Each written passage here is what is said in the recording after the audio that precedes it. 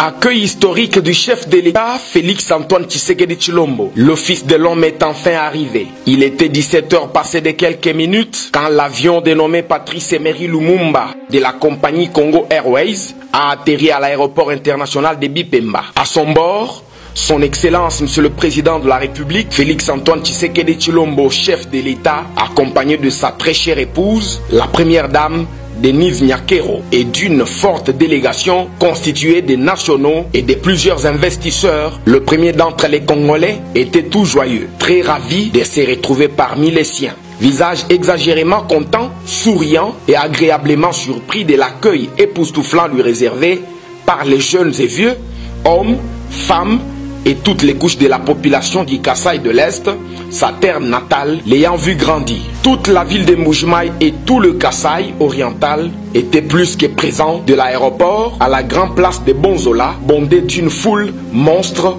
et immense, sous les applaudissements frénétiques et cris de louange et admiration d'un peuple uni, déterminé et soudé comme un seul homme pour voir et écouter avec intérêt Fachi de Nazareth, comme on l'appelle affectueusement en Mbuji-Mayi ou à Balengele. Beau dans son costume en bleu carrelé, le pater familias a été introduit du haut de la tribune par l'autorité provinciale. Prenant la parole, le chef des chefs a salué toute la population et l'a remercié pour l'accueil délirant lui réservé avant de présenter sa rose, sa plus belle des fleurs, Madame Denise Nyakero Tshisekedi, à ses beaux-frères et belles-sœurs. Il a prouvé à la face du monde qu'il aime le Kasaï, contrairement à ce que disaient toutes les mauvaises langues qui le taxaient de discriminateur et d'indifférent face à la souffrance de ses frères et sœurs en faveur de sa belle famille. Il a démontré que nos frères de l'Est ont droit à la paix, car ayant trop souffert injustement de la guerre